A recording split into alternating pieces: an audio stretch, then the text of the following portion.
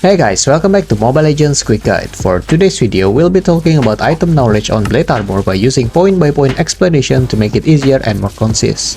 First, Blade Armor is an item that provides the highest physical defense stat among all items in Mobile Legends, giving up to 70 physical defense. Second, it has a unique attribute that can reduce the opponent's critical damage, so it's really good to counter enemies who use or rely on crit builds like Bruno, Layla, or even Link. Third, its passive Bladed Armor can reflect 30% of the incoming enemy's basic attack damage plus 20% of the user's physical defense. Basic attack damage means it will reflect anything that counts as a basic attack, including magical basic attacks like those from Harley or Kimi, and even skills from heroes like Sylvana, Helcurt, Link, Claude, and so on. The 30% reflection damage is calculated before damage reduction. For example, Harley here is able to deal 192 damage while receiving 35 reflection damage. Now when I give Zilong magic defense, Harley can only deal 89 damage, but he still receives 35 reflection damage. So even though Harley's damage output becomes smaller due to enemy's magic defense, the reflection damage stays the same. 6. As I stated earlier, you can increase the reflection damage by buying physical defense items.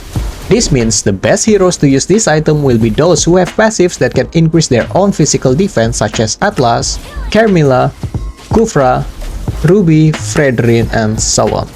But the heroes who I really want to highlight are Johnson and Gatot Kaca.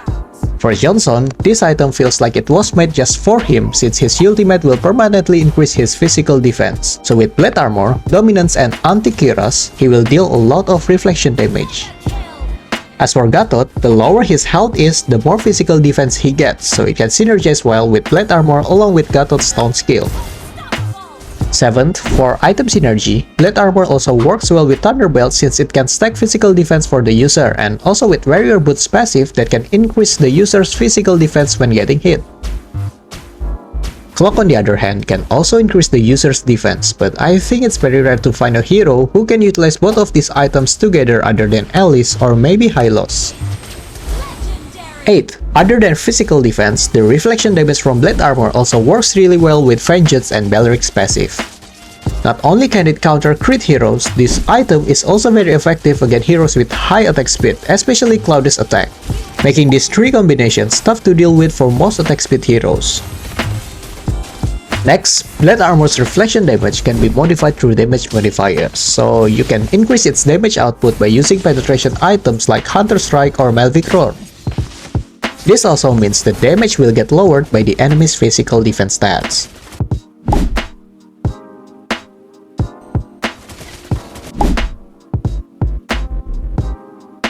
So if you are a marksman user and having trouble dealing with an enemy's Blade Armor, you can consider buying some defense items like Warrior Boots or Immortality. Or if you are getting tired of Beleric's passive or Vengeance Reflection, you can also buy items like Radiant Armor to lower the damage.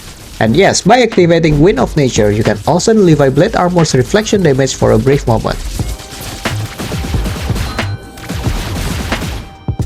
Also, the slowing part from its passive can be a great addition to this item, especially when you are trying to retreat during a losing fight, since it can slow down enemies who are chasing you.